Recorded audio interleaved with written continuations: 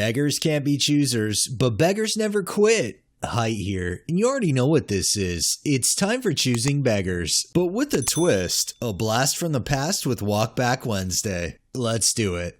Our first post today is by Cock Consumer, titled, "She didn't call in advance to check uncommon allergies that could be catered for and then refused to pay for drinks. It's a bar restaurant," which they finished with a 50% discount.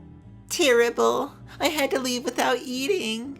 Visited this place last night with 3 friends, one of whom has a lupin allergy. After being seated, my friend mentioned her allergy to the waitress, who said she would let the chef know, then took our drinks order and delivered them to our table.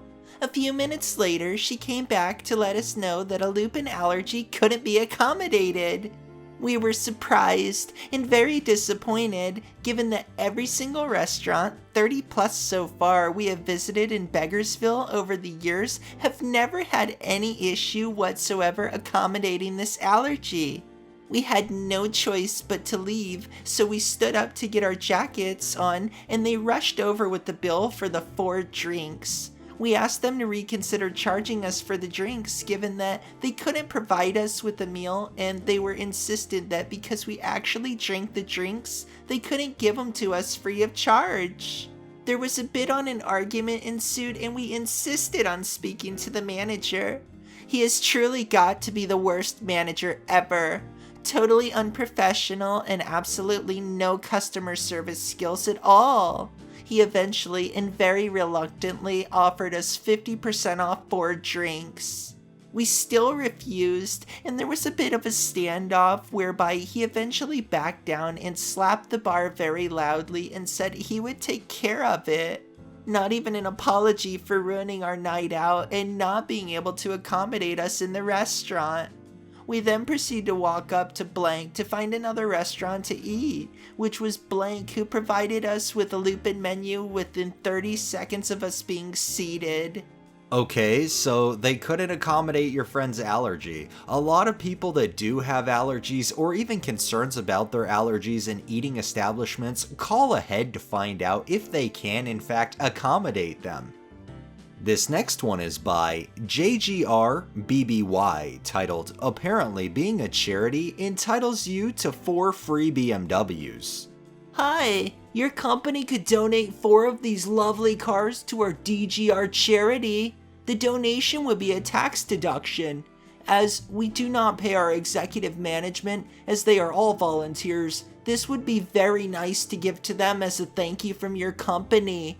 We are helping Australian Farmers Limited. If you're not able to do 4, only 1 will do. Thanks, but it would have to be an auto. So let me get this straight. We already know they're not going to do the 4. They're probably not going to do the 1, but when you go and say 1 will do, is that 1 specifically for you? I'm guessing it is.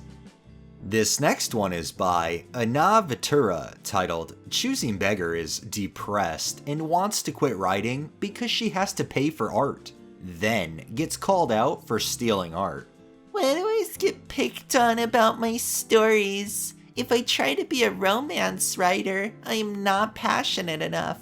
If I write about children's books, I have to pay out the ass for pictures. I'm highly thinking about quitting. I'm not good at anything. I feel like an Eeyore today. I mean, you did steal images for one of your covers from my partner. It isn't the artist's fault that they expect payment for work. Stop being so entitled.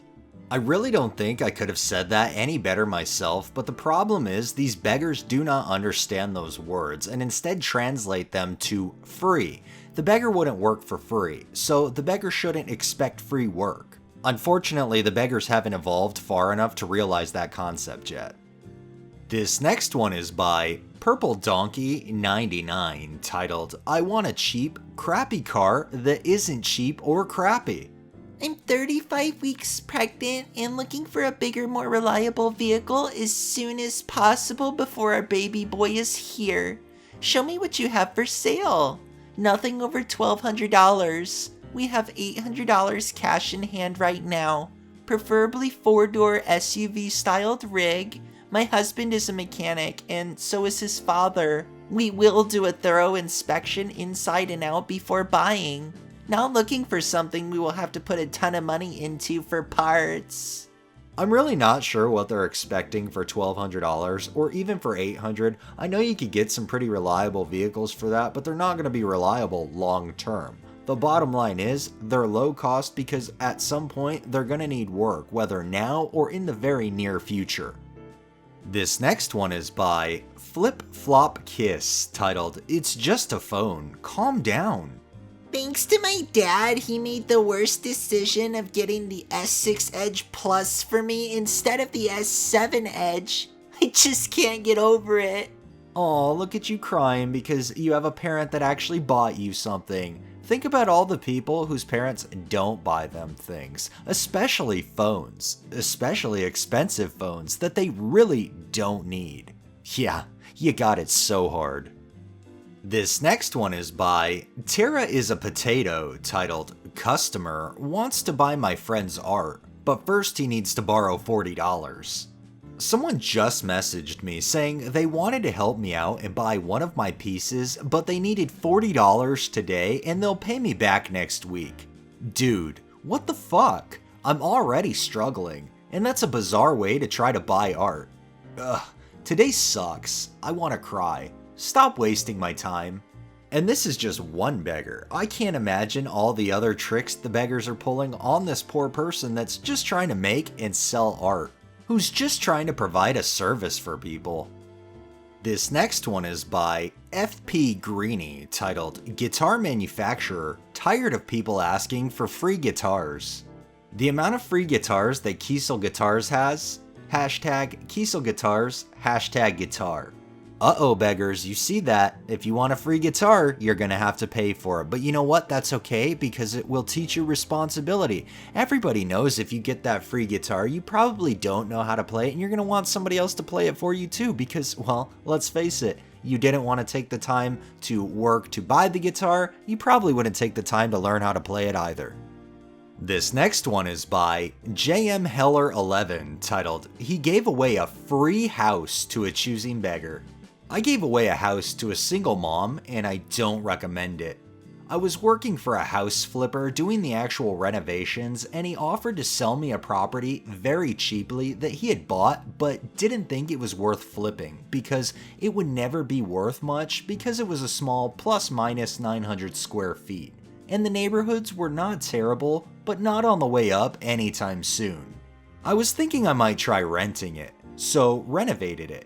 Bought all new appliances, new floor, new tub, new toilet, AC, heater, new sewer line, etc.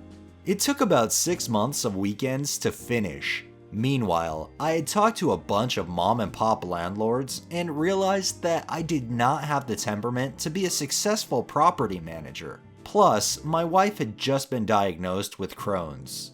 I looked into selling, but anyone who was interested was pretty slimy and wanted to offer me substantially less than what I had already put into it. So I said, fuck it, I'm going to give it to a family that really needs a house. First we approached a local Jewish charity. My wife's Jewish, and they straight up told me that they used to donate houses but had been so badly burned that they no longer did, and beware. Next place was a local branch of a huge national charity. They were happy to take the house off hands, auction it off, and then take 15% of the sale and donate to a local homeless shelter. The remaining 85% was for administrative costs. We declined. A month or two later, a friend of a neighbor approached us about a young single mom going to the local community college to become an ultrasound tech, but just couldn't get her feet underneath her due to housing issues. Perfect, but no. After 6 or so weeks, the new owner called and told me I needed to fix the plumbing. I was like, not my house. Did you call Roto-Rooter? She said, money? I had kept copies of the receipts for tax reasons, so I copied them and brought them to her. At the house, I saw that none of the appliances at the house were the ones I bought, except that the stove and dishwasher and washing machine combo were just gone.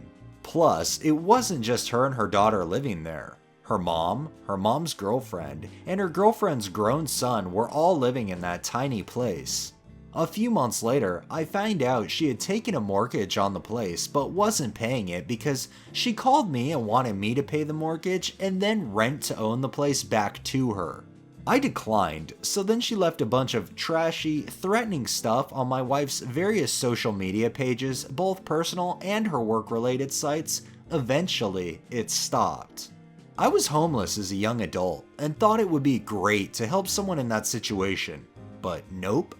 You know, this person displayed what we as humans are all capable of: compassion, caring. They gave somebody a house, but that person just took the house, that beggar, and just wanted more. They didn't want to put anything into it, and then they wanted to get the house back after they had already took out a mortgage on it, when they owned the house free and clear. If that's not insane, I really don't know what is.